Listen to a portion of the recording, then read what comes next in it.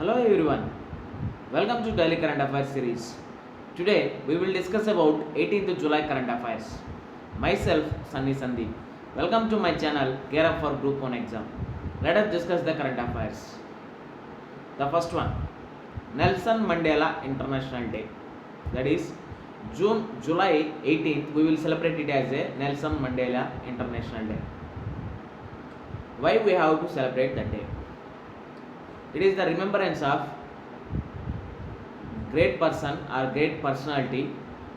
He is Nelson Mandela. He born in July 18th, 1918 and he died in 2013. Here he gave an idea. Each individual has the power to transform the world and ability to make an impact. That means every individual has some impact or it has the power to transform the world. That means everyone has its potential. That means when we are preparing for any competitive exams, we have to try and several times. Then only we will achieve our success or our goal. By trying one or two times, it doesn't mean we will achieve or we have to stop that time or we have to stop that trials. That means that doesn't mean we are unable to achieve that goal. We have to try and try, then only we will achieve that goal or we will reach that goal. By this great personality, we know that I never lose, I either win or learn. It is a great quote by great personality Nelson Mandela. I never lose. That means when I am trying any new thing or when I am trying for any great thing, I never lose in that thing.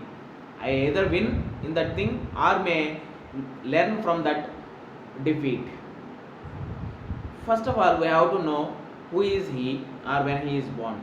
He is born in 1918 and he died in 2013 and he is a president of South Africa from 1994 to 1999 and he is the Secretary General of Non-Aligned Movement from 1998 to 1999 and he got the Bharat Ratna in 1990 and he also got the Nobel Peace Prize in 1993.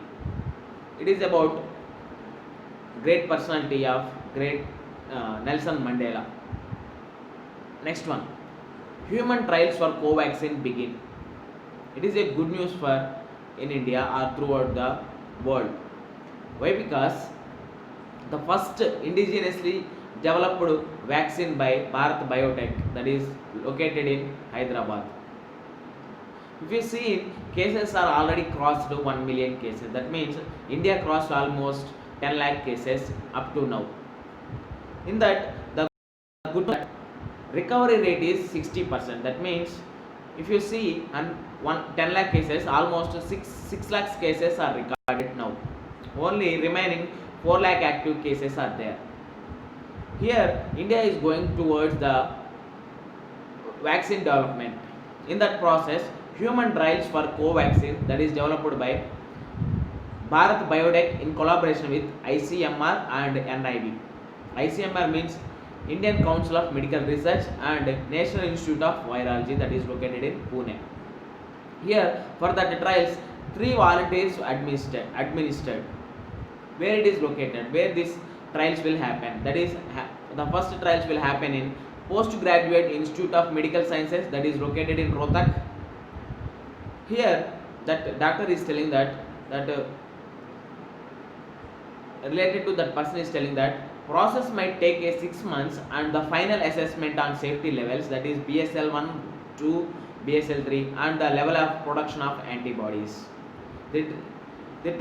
It requires almost 6 months from now. If it is start this July, vaccine may come by the end of this year or by end of this December. We hope the best and we have to stay at home. Please stay at home and stay safe. Next one, UN blacklist Pakistan Taliban leader Noor Wali Mahsood. Who is he? He is a Tehreek-e-Taliban Pakistan TTP group leader Mahsood has been designated as a global terrorist. Why one person will put under the UN blacklist, that is United Security Council under the Sanctions Committee of 1267? Why? First of all, we have to know why and what are the complications if one person or one entity or one group put under the UN blacklist or UN security blacklist. First of all, why UN will put blacklist under the blacklist? Why? Because financing, planning, perpetrating the acts on behalf of related to or on behalf of the Al Qaeda. That is, Al Qaeda is a terrorist activity group. If you do anything related or on behalf of that Al Qaeda, at the same time you will also put under the UN blacklist. Now it's the time to the TTP group leader Masood designated as a global terrorist. Now he is the responsible for numerous deadly terrorist attacks across the Pakistan and security forces of Pakistan. What will happen if one person or one individual put under the UN blacklist? His assets will freeze and he is unable to travel to one country to another country. That means travel ban is there, and arms embargo also. That means he is unable to buy the new arms or any related to bombs or anything. That means if that person belongs to Pakistan, that nation has to put the assets freeze and travel ban and arms embargo without any delay. After getting the instructions from the UNSC, that nation has to put the assets freeze, travel ban and embargo, arms embargo on that individual or any entity or group. Next one, important person, that is Ashok Lavasa. He is a election commissioner. Now he is appointed as the new vice president of Philippines based Asian Development Bank, which is located in Philippines. Now he is the vice president of private sector operations and public private partnership, that is PPPP. Here the tenure for this vice president is 3-year tenure that may be extended for 2 years more. That means 5 years tenure.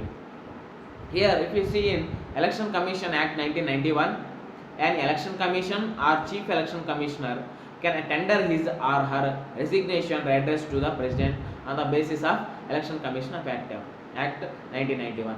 If you see, Ashok Lavasa is the election commissioner in India. His tenure will be collapsed by 2022, but now he has to give resignation to the president as per the Election Commission Act 1991. Now he is supposed to, after resignation only, he has become as the vice president of Philippines based Asian Development Bank. In the series of previous paper analysis, in the context, we will discuss the 83rd question. In the context of proposals to use the hydrogen enriched CNG as a fuel for buses in public transport, consider the following statements. A. Option 1. The main advantage of the use of HCNG is the elimination of carbon monoxide emissions. Second one, HCNG as a fuel reduces carbon dioxide and hydrocarbon emissions. Here the third one, hydrogen up to the 1/5 by the volume can be blended with the CNG as a fuel for buses. HCNG makes the fuel less expensive than CNG. That means which of the following statements given above is correct? It is asking for correct statements. Here if you see in second and third statements, HCNG as a fuel reduces carbon dioxide and hydrocarbon emissions only, not elimination of carbon monoxide emissions. Here if you see the third one, hydrogen up to the 1/5 by the volume can be blended with the CNG as a fuel for buses.